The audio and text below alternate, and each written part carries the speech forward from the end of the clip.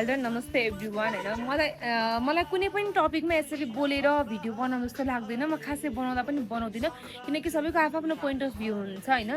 तर यो टपिकमा चाहिँ मलाई अलिकति केही बोलौँ जस्तो लाग्यो हैन। कुनै पनि सम्बन्ध जोड्नुभन्दा अगाडि, कुनै पनि चिजहरू किन्नुभन्दा अगाडि, कुनै पनि ठाउँमा आफ्नो पैसाहरू केही इन्भेस्ट गर्नुभन्दा अगाडि हामीले हजारचोटि सोचेर मात्रै इन्भेस्ट गर्छौँ हैन। सो अहिले इलेक्सनको टाइममा चाहिँ हैन आफ्नो भोट चाहिँ एकदमै विचार गरेर हाल्नु होला। भदौ 23 र 24 गते भएको आन्दोलनलाई चाहिँ एकचोटि सम्झिनु होला हैन। त्यति बेला भएको आन्दोलनमा जसले आफ्नो ज्यान गुमाएको छन् उनीहरूलाई सम्झिनु होला। आफ्नो छोराछोरी सम्झिनु होला उहाँहरूलाई चाहिँ हैन। अब सबै पार्टीगतका हिसाबले का मान्छेहरू चाहिँ सबैतिर प्रचार गर्दै हिँडिरहनु भएको छ। घर घरमा आएर हात जोडिरहनु भएको छ। त्यो हात जोडेको केही क्षणको पलहरू नसम्झिनु होला के। यो टाइम भनेको चाहिँ आफ्नो भोट राइट मान्छेलाई चुज गर्ने हो, देशको लागि सोचेर चेन्ज गर्ने हो। अहिले नगरे कहिले गर्ने भन्ने टाइपको छ हैन। सो तपाईँहरूको आफ्नो भोट चाहिँ एकदमै हैन सोचेर हाल्नु होला।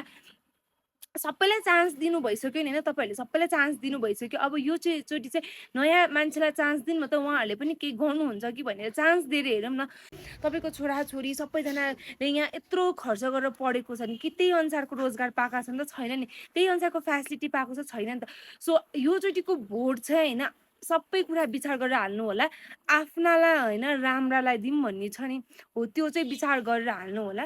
सो अब बिबिसीले भर्खरै अपलोड गरेको न्युज चाहिँ तपाईँहरूले हेर्नु भएको छैन भने चाहिँ हेर्नु होला हैन।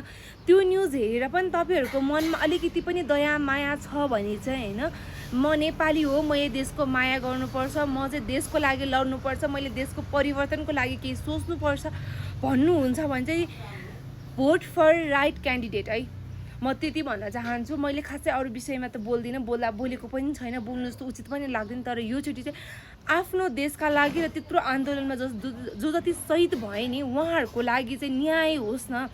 उहाँहरूले गरेको आन्दोलनको केही त परिणाम होस्, केही त राइट होस् न।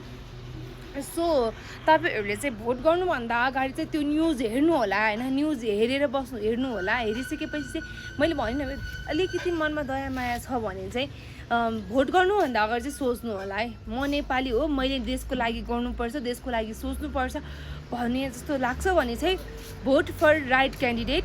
राम्रालाई गरौँ, आफ्नालाई होइन। So thank you and by by, have a good time.